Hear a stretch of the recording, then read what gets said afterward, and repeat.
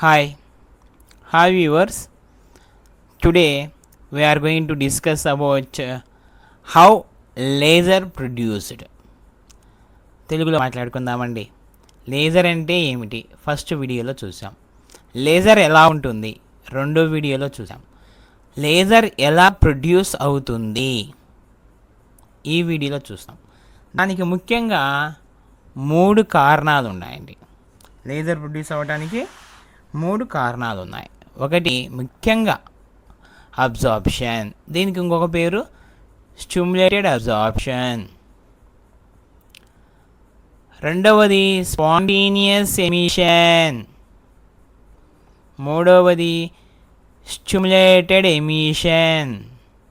ఇవి కూడా చాలా ముఖ్యమండి. పాపులేషన్ యూనివర్స్, మెటాస్టేబుల్ స్టేట్ మరొక వీడియోలో తెలుసుకుందాం. ముఖ్యంగా ఈ వీడియోలో తెలుసుకుందాం. ఓకే, సో ఫస్ట్ అబ్జార్ప్షన్ అంటే ఏమిటి? జనరల్ భాషలో మాట్లాడుకుందామండి. అబ్జార్బ్ చేసుకోవడం. ఎమిషన్ అంటే ఏమిటి? విడుదల కావడం. ఇది మనకు బాగా తెలిసిన విషయం. ఓకేనా? దీన్ని బేస్ చేసుకొని చెప్పుకుందాం. ఏంటి అబ్జార్ప్షన్ అంటే? ఒక ఫోటాన్ కానీ ఒక ఎనర్జీ కానీ గ్రౌండ్ స్టేట్లో ఉన్న యాటమ్ని ఢీకొన్నప్పుడు అది హయ్యర్ స్టేట్కి వెళ్ళిపోతుంది. చూడండి, ఇక్కడ అదిగో వెళ్ళిపోతూ ఉంది చిన్నగా. రైట్, దీన్నే అబ్జార్ప్షన్ అంటారు. మరి ఉదాహరణ ఏదన్నా చెప్పండి సార్.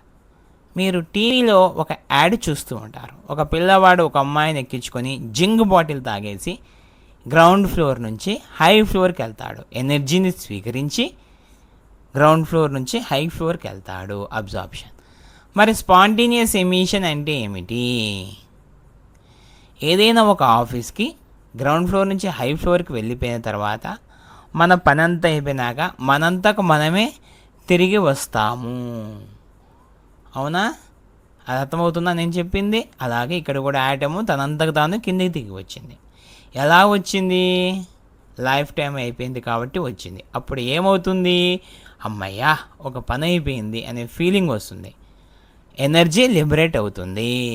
ఇది గుర్తుపెట్టుకోవాలి. మరి స్టిమ్యులేటెడ్ ఎమిషన్ అంటే ఏమిటి?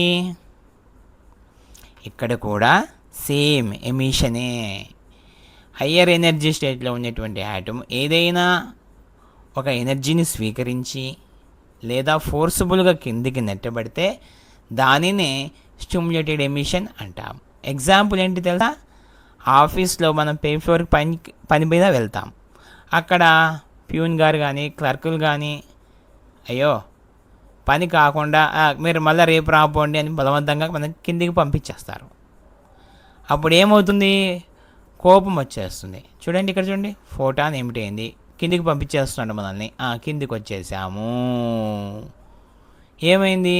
2 ఫోటాన్స్ ఏమిటైనాయి. ఒకటి, పని కాలేదన్న కోపము. 2, అతను నెట్టేశాడన్న కోపము. అర్థమవుతుందా?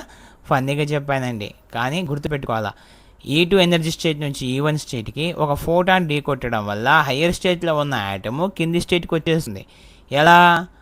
2 ఫోటాన్స్ ఎమిట్ అయిపోతాయి. Okay, this is stimulated emission. మరి ఇవి ఎలా ఉంటాయండి? ఆ 2 ఏమిటి కదా స్టిమ్యులేటెడ్ ఎమిషన్లో ఎలా ఉంటాయి అంటే రెండు కూడా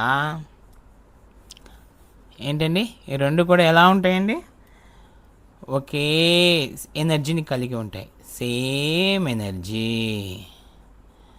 ఓకేనా? మరి ఒకే ఫేస్ను కలిగి ఉంటాయి. పోలరైజ్డ్గా ఉంటాయి.